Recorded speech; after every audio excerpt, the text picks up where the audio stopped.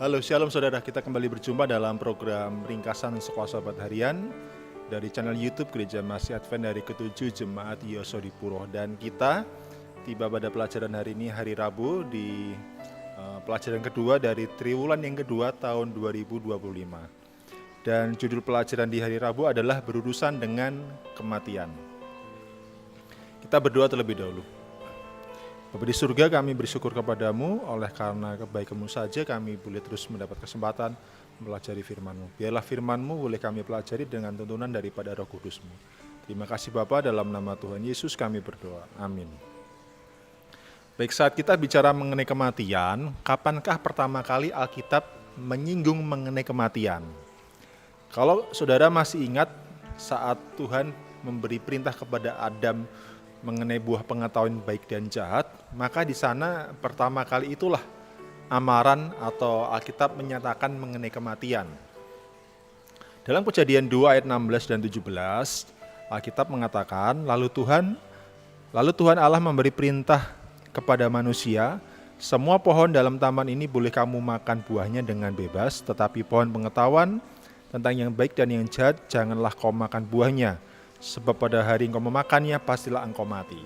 Jadi inilah pertama kali ketika Alkitab menuliskan dan mengungkapkan bahwa kematian itu bisa saja terjadi.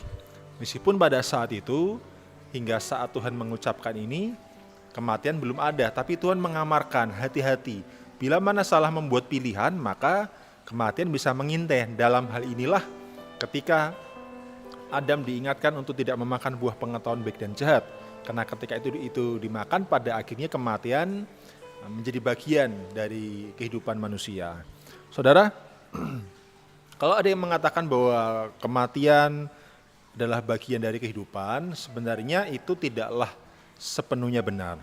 Karena kematian sendiri adalah lawan daripada kehidupan. Jadi kematian bukanlah bagian dari kehidupan, meskipun itu bagian dari perjalanan seseorang, tapi kematian sendiri mengakhiri satu kehidupan. Dan kematian mungkin akan nampak hal yang lumrah ketika yang mengalaminya, misal kata adalah seorang yang sudah berusia lanjut. Dan di beberapa tempat kematian usia lanjut ini tidak terlalu diratapi. Bahkan ada satu budaya ketika ada kematian orang yang sudah usia lanjut, dia semua anaknya sudah menikah, dia punya cucu, atau bahkan kalau dia punya cicit, kadangkala malah disambut dengan sukacita karena orang tua mereka mati dengan sebuah kondisi yang mana dikatakan kondisi yang baik. Tapi saudara, bagaimana kalau yang meninggal adalah anak sementara orang tuanya masih ada? Tentunya ada satu hal yang tragis. Dan inilah kematian yang pertama yang dicatat di dalam Alkitab. Kalau Kejadian 2, 16 dan 17 tadi adalah pertama kali Alkitab mengungkap atau menuliskan tentang kematian. Tapi peristiwa kematian yang pertama sendiri terdapat dalam Kejadian 4 ayat yang ke-8. Di sana dituliskan, kata Kain kepada Habil adiknya, marilah kita pergi ke padang. Ketika mereka ada di padang, tiba-tiba Kain memukul Habil adiknya itu lalu membunuh dia. Jadi oleh karena Kain merasa panas hati dan cemburu, oleh karena persembahannya dari buah-buahan tidak diterima oleh Tuhan, sedangkan persembahan hewan dari Habil diterima oleh Tuhan, sehingga Kain membunuh Habil. Saudara, Anda bisa bayangkan, bukankah ini hal yang tragis buat Adam dan Hawa? Di Kejadian 2 ayat 16 dan 17, Tuhan mengingatkan untuk tidak memakan buah pengetahuan baik dan jahat, karena dengan memakannya bisa mengakibatkan kematian. Dan kematian itu tiba bukan kepada mereka sebagai orang yang pertama mati, tapi kepada anak mereka.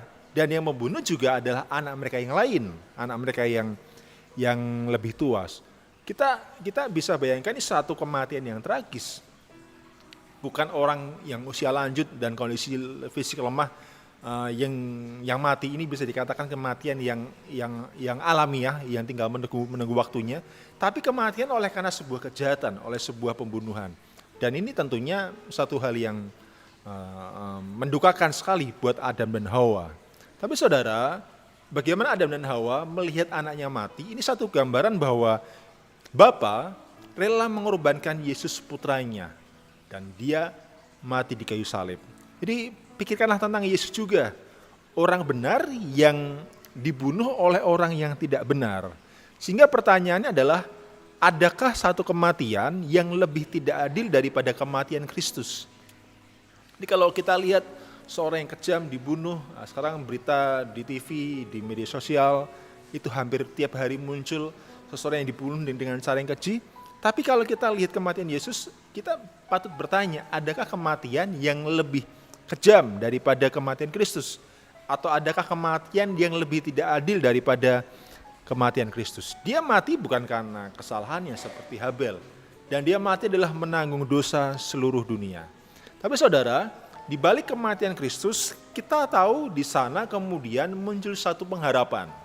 Ketika dia bangkit pada hari yang ketiga. Wahyu 1 di ayat yang ke-18 dikatakan, saya baca di pertengahan kalimat, aku telah mati namun lihatlah aku hidup sampai selama-lamanya. Dan aku memegang segala kunci maut dan kerajaan maut. Jadi kalau kita perhatikan Yesus memang mati, tapi kebangkitannya pada akhirnya menjadi satu sumber kehidupan. Dan kalau orang mengatakan setan sebagai pemegang kunci jurang maut, tapi tidak demikian. Yesus yang mengatakan, akulah yang memegang segala kunci maut dan juga kerajaan maut. Dan lewat kebangkitan Kristus dari kematian menjadi pengharapan bagi siapapun manusia yang memegang iman di dalam Kristus, kalau dia mati dia juga akan dibangkitkan. Dalam 1 Korintus 15 ayat 20 dan 21 dikatakan, tetapi yang benar ialah bahwa Kristus telah dibangkitkan dari antara orang mati sebagai yang sulung dari orang-orang yang telah meninggal, sebab sama seperti maut datang karena satu orang manusia, demikian juga kebangkitan orang mati datang karena satu orang manusia. Jadi lewat Adamlah kejatuhan Adam dan Hawa, maka sumber segala kematian ada di dunia ini, tapi lewat kebangkitan Kristus maka menjadi pengharapan bagi setiap umat percaya, meskipun dia mati, dia bisa berharap untuk dibangkitkan. Dan kalaupun kita juga berduka karena ada orang yang kita kasih mendahului kita di dalam kematian, kita bisa percaya bahwa kita nanti akan berjumpa dengan dia ketika Tuhan datang yang kedua kali dan membangkitkan setiap orang benar yang mati di dalam Tuhan. Demikian pelajaran Selasa pada hari ini. Shalom, Tuhan memberkati.